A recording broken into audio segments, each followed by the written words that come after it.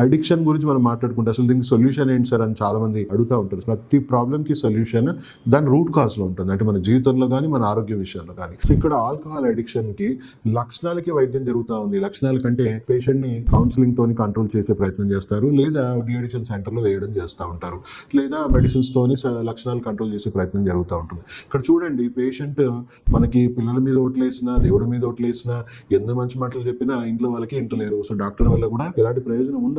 Root cause ఏంటంటే brain కి dopamine source అండి. డోపమిన్ అనేది బ్రెయిన్ ని సంతోషపరిచే, సంతృప్తిపరిచే, అంటే మిమ్మల్ని మీ బ్రెయిన్ కి సంతోషపరిచే హార్మోన్స్. ప్రతి ఒక్కరూ సంతోషంగా ఉండాలని కోరుకుంటాం.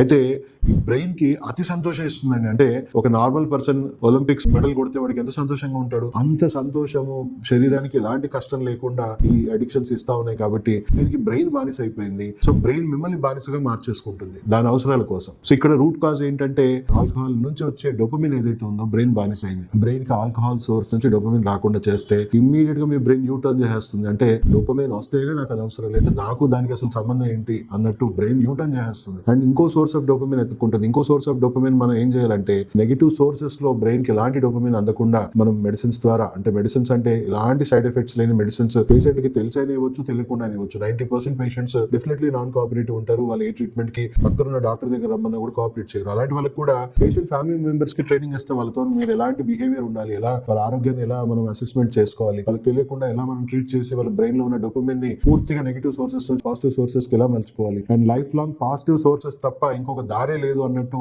బ్రెయిన్ ని పర్మనెంట్ గా ఎలా రిహాబిలిటేషన్ చేసుకోవాలి. చాలా తక్కువ, అవుట్ ఆఫ్ 100 1% 2% లో రిలాప్స్ అయ్యే ఛాన్సెస్ ఉన్నాయి. ఆ రిలాప్స్ అయిన పేషెంట్ ఇమ్మీడియట్ గా మళ్ళీ ఎలా నార్మల్ లైఫ్ కి తీసుకొచ్చేసేయాలి, ఎలా ఇమ్మీడియట్ గా రిలాప్స్ ట్రీట్మెంట్ ఇవ్వాలి అనేది కూడా పేషెంట్ కేర్ టేకర్స్ కి మేము ట్రైన్ చేస్తాం. కాబట్టి ఇది ఒక సస్టైనబుల్ ట్రీట్మెంట్ అవుతుంది. అంటే లైఫ్ లాంగ్ పేషెంట్ అడిక్షన్ అనే ఇదిలో వెళ్లకుండా పూర్తిగా నార్మల్ లైఫ్ ఆస్వాదిస్తూ, అండ్ ఎంత హై డోపమిన్ ఉంటుందంటే పేషెంట్ కి ఒక మౌంట్ ఎవరెస్ట్ ఎక్కితే ఎంత హైలో ఫీల్ అవుతాం, మనం ఎంత హ్యాపీగా ఫీల్ అవుతాం, ఏదో ప్రపంచాన్ని జయించాలని ఫీల్ అవుతాం కదా. మొండిగా ఉన్న పేషెంట్స్ క్యూర్ అయ్యాక కూడా వాళ్ళకి అంతే హై ఉంటుంది. ఎందుకంటే నేనే మానేశాను అని ఇప్పటికీ గర్వంగా హ్యాపీగా బతికేస్తుంటారు.